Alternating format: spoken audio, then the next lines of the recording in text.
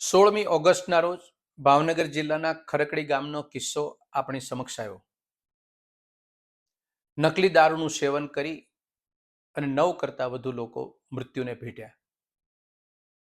20 કરતાં વધુ યુવાનો હોસ્પિટલાઇઝ છે, ગંભીર પરિસ્થિતિમાં પીડાઈ રહ્યા છે. સરકારી તંત્ર સમગ્ર ગુજરાતમાં ઘોર નિંદ્રામાં બેઠું છે. કાયદો અને વ્યવસ્થા જેવી કોઈ ચીજ આ ગુજરાતમાં બચી નથી. સેલ્ફી ખેંચવામાં ગૃહ રાજ્યમંત્રી મશગુલ છે. નાની નાની વાતો મૂકી ટિપ્પણી કરી વિપક્ષને જેમ તેમ બોલી અને પોતાનો સમય પસાર કરે છે. 2-4 વર્ષ પહેલા બોટાદ જિલ્લાના રોજિદ ગામની અંદર 70 યુવાનો વ્યક્તિઓ કેમિકલ કે લઠ્ઠાકાનનું સેવન અને એના ભોગ બન્યા હતા. સરકારે એમાંથી કોઈ શીખ ન લીધી. ગુજરાતની અંદર આ સિલસિલો અટકતો નથી, કારણ કે ગુજરાતની ભારતીય જનતા પાર્ટીના ગૃહમંત્રીની નિશ્રાની અંદર બુટલેગર સાથે સાંઠગાંઠ કરીને કરોડો રૂપિયા કમાવાનો આ કારસ્તાનનો ભોગ ગુજરાતના યુવાનો અને વ્યક્તિઓ બની રહ્યા છે. આને અટકાવવાની જવાબદારી જે વ્યક્તિના નામે છે, એના ઉપર છે. એ વ્યક્તિને કોઈ પોતાની ફરજનું ભાન જ નથી. કોંગ્રેસની ટીકા કરવા માત્ર એનું જવાબદારીનું ભાન એમને એના આકાઓએ આપ્યું છે. એ પ્રકારનો વ્યવહાર કરે છે. એક સામાન્ય રીતે એક આપણને થાય કે ગુજરાતના ગૃહમંત્રીની જવાબદારી કેટલી જબરજસ્ત છે. એક ઘરના મોભીની જવાબદારીને ઘરને સુરક્ષિત કરવાની છે. લાખો ને કરોડો પરિવારની જવાબદારી એ વ્યક્તિ ઉપર છે. અને એ વ્યક્તિ કઈ ગંભીરતા લઈને એ વહીવટ કરે છે, એ ગુજરાતની જનતાએ સારી રીતે જાણી ચૂક્યું છે. ભારતીય જનતા પાર્ટીના 4 કોર્પોરેટર કરચલિયાપરા વોર્ડ નંબર 4 ગઈ ટર્મની અંદર હજી 1 વર્ષ નથી થયું, જુલાઈ 2025 ની વાત કરું છું, લેખિતની અંદર આઈજી કચેરીને એસપીને આપે છે ભાવનગર. અમારા વિસ્તારની અંદર દારૂ અને ડ્રગ્સનું એટલું જબરજસ્ત નેટવર્ક છે સાહેબ, અમારા વિસ્તારના યુવાનો રોજગારી છોડી અને આ લતે ચડ્યા છે, બરબાદ થઈ રહ્યા છે. આનો કંઈક ઉકેલ કરો, એને કાબુમાં લો. ભારતીય જનતા પાર્ટીની સરકાર તરફથી કોઈ ઉત્તર નહીં. અને આજે 9 વ્યક્તિના મોત એ પગલા લીધા હોત, કંઈક એક્શન લીધું હોત, આજે આ ઘટના અને આ કિસ્સો એમાંથી આ વ્યક્તિઓ બચી શક્યા હોત. શું કામ આ એક્શનમાં કે પગલા નથી લેતા? કોનો સ્વાર્થ છે એવો? ભારતીય જનતા પાર્ટીની સરકારમાં છેલ્લા 3 વર્ષની અંદર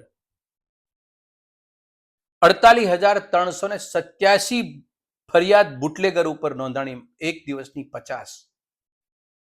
અને 3 વર્ષની અંદર બુટલેગરોએ પોલીસ ઉપર હુમલા કર્યા હતા, એવા 28 હુમલા. આ હુમલા કરનાર લોકોને પણ સરકારની પોલીસ પકડતી નથી કે પકડી શકતી નથી.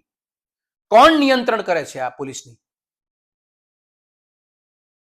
ભાવનગર જિલ્લાની અંદર ગયા અને આગલા વર્ષની અંદર 200 મર્ડર થયા, હત્યાઓ થઈ. કાયદોનો વ્યવસ્થાની ક્ષણભંગુર હાલત આ શ્રીમાન હર્ષ સંઘવીની નિશ્રાની અંદર કામ કરતી પોલીસને કારણે છે. અને હું પોલીસને પણ એટલો જવાબદાર આજ માનતો નથી, કારણ કે ગુજરાતનું પોલીસ તંત્ર છે એ એક વ્યક્તિ, જેને હું વારંવાર નામ બોલતા પણ મને શરમ આવે છે, એ વ્યક્તિના કંટ્રોલને કાબુમાં કામ કરે છે, એની દિશા સૂચક પ્રમાણે કામ કરે છે. અને એની દિશા શું છે? સત્તા અને ખુરશી અને આકાઓને બચાવવાની, ગુજરાતની જનતાને બચાવવાની કોઈ માનસિકતા આ લોકોમાં નથી. આની ફલશ્રુતિ છે. ભારતીય જનતા પાર્ટીના 4 કોર્પોરેટરે જે ફરિયાદ કરી હતી, ગંભીરતાપૂર્વક ફરિયાદ કરી હતી. હર્ષ સંઘવીમાં હિંમત હતી કે ભાવનગર જિલ્લાના એસપી અને આઈજીપીને તાત્કાલિક સસ્પેન્ડ કરવા, જેની કચેરીની 4 કિલોમીટરની ત્રિજ્યાની અંદર આ નેટવર્ક છે, એવું ભાજપાના સત્તાધારી પક્ષના કોર્પોરેટર ચૂંટાયેલા જનપ્રતિનિધિઓ કે ફરિયાદ કરી હતી. કાગળ ઉપર હતી, મૌખિક નહીં.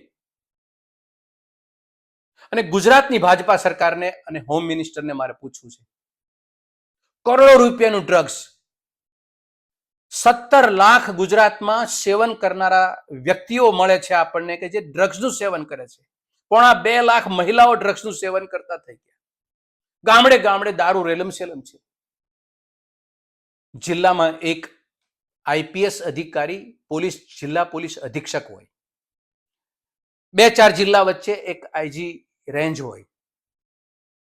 તમે આ બેમાંથી એકેયની ક્યારે પોલીસની વર્દી ઉતરાવી લીધી? ખબરદાર, જો તમારા વિસ્તારની અંદર દારૂની એક બોટલ પણ મળશે તો રિસ્પોન્સિબલ ગુજરાતનો જે તે જિલ્લાનો પોલીસ અધિકારી, જિલ્લા પોલીસ અધિકારી અને આઈજી રેન્જ હશે. એકને પણ વર્દી ઉતારી હોત તો આ ગુજરાત આજે દારૂની રેલમ સેલમ થતું અટકી ગયું હોત. પણ આપણામાં હિંમત નથી, એવું નથી, આપણો ઈરાદો નથી. અને આપણે જે કામ કરવા જઈ રહ્યા છો એને પોલીસ આજે પૂરક બની રહી છે અને કરોડો રૂપિયાનો ધંધો થઈ રહ્યો છે અને ગુજરાતની જનતાની વલે થઈ રહી છે. આ તમારું પરિણામ છે. ભાવનગર જિલ્લાના તમામ જાગૃત લોકોને મારી વિનંતી છે, એક દારૂની બોટલ અહીંથી અહીં જાય છે એમાં આપણા સૌના મોઢામાંથી એક જ સવાલનો જવાબ નીકળે છે, ગુજરાતનો ગૃહ રાજ્યમંત્રી જવાબદાર છે. કોઈ પોલીસ જવાબદાર નથી. પોલીસનું નિયંત્રણ કરનારી વ્યક્તિ એ જ પોતે આજે નશામાં છે અને ઘોર નિંદ્રામાં છે. પોતાના ઈરાદાઓ એ સ્પષ્ટ કરે. ગુજરાતની જનતા, 6.5 કરોડ જનતા એ તમને ઓળખી ગઈ છે. સંવેદનાથી ગુજરાતની જનતાની સેવા કરવાનો મોકો મળ્યો છે. સંવેદનાનો છાંટો અંદર ઉમેરે એવી અમારી લાગણી ને માંગણી છે. જય હિન્દ.